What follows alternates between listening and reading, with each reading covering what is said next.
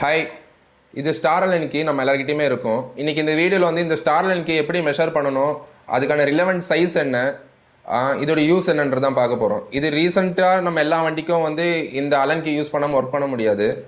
ஏன் இந்த Alan key யூஸ்வலாக தராங்க, மற்ற ட்ரெடிஷ்னலாக இருக்கிற அலன் கீயோட இந்த ஸ்டார் அலன் கீ ஏன் வருதுன்னா, இதுக்கு ஒரு அட்வான்டேஜ் இருக்குது. இது வந்து கேம் அவுட்டுன்னு சொல்லுவாங்க. இந்த ஒன்ஸ் இந்த அலன் கீ நம்ம போட்டோம்னா ஸ்லிப் ஆகாது. அதிகமான டார்க் டிரான்ஸ்மிட்டு இந்த ப்ரொஃபைலில் தான் வரும் அப்படின்ற மாதிரி பேட்டன் பண்ணியிருக்கிறாங்க. மற்றபடி இந்த ஃபிலிப்ஸ் செட்லாம் நம்ம யூஸ் பண்ணும்போது டைட் பண்ணும்போதுனா நம்ம ப்ரெஷர் கொடுக்கணும். டைட் பண்ணும்போது லூஸ் பண்ணும்போதும் அதுதான் கேம் அவுட். இது வந்து இதில் வந்து கேம் அவுட்டே ஆகாது அப்படின்றது தான் இதோடைய ஸ்பெஷாலிட்டி. இந்த ஃபிலிப்ஸ் செட்லாம் வந்து நம்மளுக்கு யூஸ்வலாக ஸ்லிப் ஆகும். இந்த அலன்கி மேக்ஸிமம் ஸ்லிப் ஆகாது அப்படின்றதுனால இப்போ யூஸ்வலாக வருது. இது வந்து ஹிமாலயன் டீ ஸ்டெம் டாப் நட்டில் வருது இந்த அலன்கி. இந்த அலன் கீக்கு நம்மக்கிட்ட டூல்ஸ் இல்லை. இந்த வீடியோவில் எப்படி மெஷர் பண்ணுறதுன்னு நான் காட்டுறேன். இதில் வந்து 6 டிப்ஸ் இருக்குன்னு சொல்லியிருந்தேன் பார்த்தீங்களா. இதில் வந்து A பாயிண்ட் B பாயிண்ட்டுன்னு இருக்குது. இதில் வந்து பாருங்கள்,